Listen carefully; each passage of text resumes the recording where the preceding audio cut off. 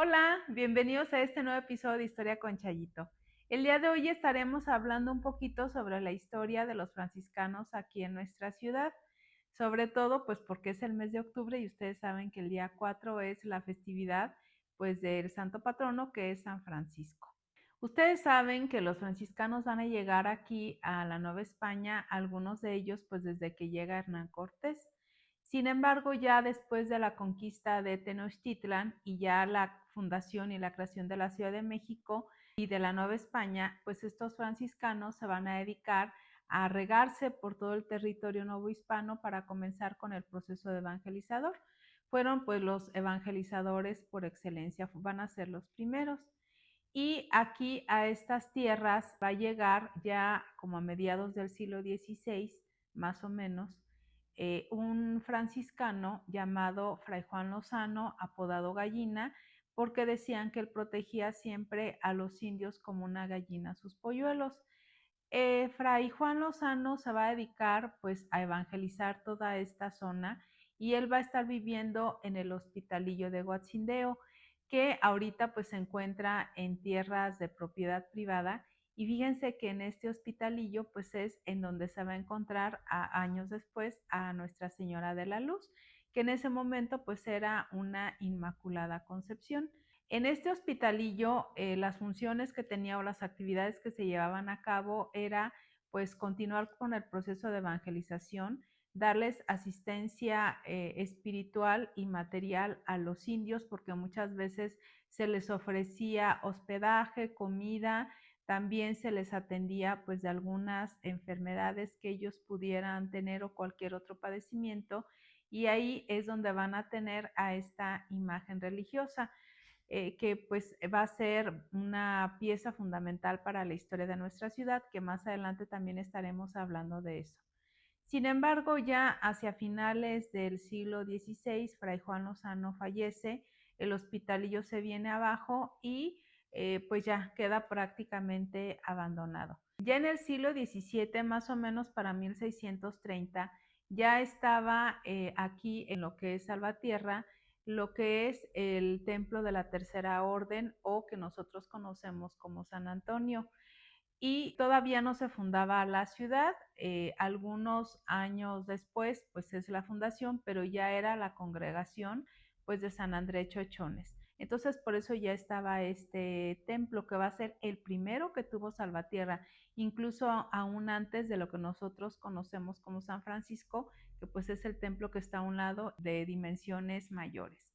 Ya con la construcción de ambos templos, que de hecho originalmente se encontraban unos metros más atrás, pero también debido a las crecidas del río, pues ellos se tuvieron que recorrer un poco pues hacia donde se encuentran en la actualidad, porque recuerden que por la parte de atrás pasa el río Lerma. Ya para 1634-35 más o menos, se tenía como obligación que para que fuera una parroquia o un curato, debería de cumplir con ciertos requisitos, con ciertas características, porque así lo estipulaba y en ese momento el obispo de Michoacán era Fray Marco Ramírez del Prado. Y ahí se va a hacer entonces la fundación de la Cofradía de Ánimas y del Santísimo Sacramento, que con esto van a ser como los últimos requisitos que se van a cubrir, pues para que este templo de la Tercera Orden y de San Francisco pues se conviertan finalmente en una parroquia.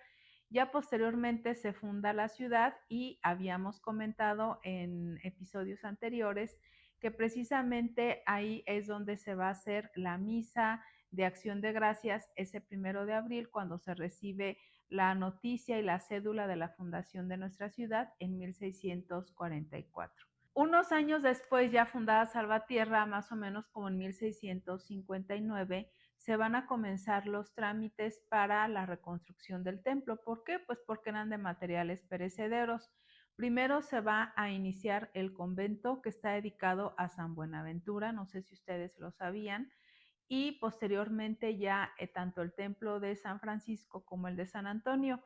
Por esa razón, el convento tiene una manufactura del siglo XVII todavía, porque va a ser a finales de este siglo o la segunda mitad de ese siglo, y los templos de San Francisco y de San Antonio ya se van a concluir, pues entrado el siglo XVIII ya para 1720 en adelante.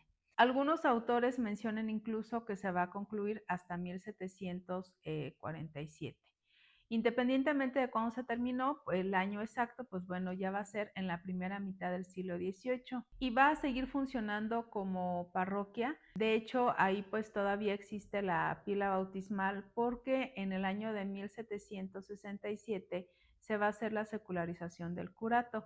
¿Esto qué significa? Pues que se tiene que entregar toda la parroquia, incluyendo los libros de registros de bautizos, de matrimonios y de defunciones, a lo que nosotros conocemos hoy como el Santuario Diocesano de Nuestra Señora de la Luz, que en ese momento pues se va a convertir en la nueva parroquia y entonces se va a trasladar o se va a hacer esa secularización del curato, se va a hacer incluso bajo inventario de todo lo que se está entregando, no nada más los libros, sino también ornamentos sagrados que se van a entregar a este recién creado o recién construido templo y erigido como parroquia.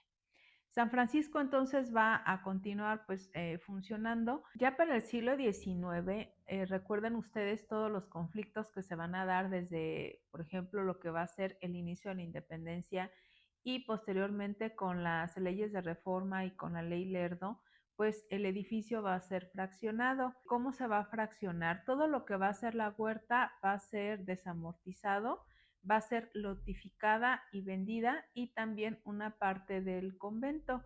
Ustedes saben que exactamente entre la secundaria y el convento de San Francisco se encuentra una propiedad que es privada, pero que formaba parte pues del convento de los franciscanos. Ya posteriormente, en el siglo XX, cuando es la Revolución y la Guerra Cristera, pues el edificio va a seguir sufriendo varias intrusiones, porque ustedes saben que en la Guerra Cristera, con la ley Calles, pues se va a prohibir el culto, se van a cerrar los templos y en ocasiones muchos de estos fueron utilizados como cuarteles militares, incluso hasta como caballerizas. Y ya cuando termina el conflicto se recupera el edificio, sin embargo, pues se encontraba demasiado dañado y entre los años 40, 50 se va a empezar pues a recaudar fondos y en los años 60 se va a hacer la reconstrucción del templo para pues encontrarlo como está hasta la actualidad. Y como parte de esta restauración entró también todo lo que fue la barda perimetral del convento y lamentablemente ahí se van a perder los nichos que se encontraban para los viacrucis que continuamente pues se realizaban. Y una de las piezas interesantes que nosotros vamos a encontrar dentro del Templo de San Francisco o del el conjunto conventual de San Francisco, pues son varias. Primero que nada tenemos en el atrio esa bella escultura de San Francisco que pues, incluso es objeto de muchas leyendas de que el lobo se baja, que a veces tiene la cabeza volteada hacia un lado o hacia el otro. No sé si ustedes sabían o se han percatado de eso. También, por ejemplo, adentro del Templo de San Francisco se encuentran los restos de tres mártires de la Guerra Cristera. El más importante pues es Fray José Pérez. Incluso en el mismo convento existe un museo dedicado pues a este mártir Fray José Pérez.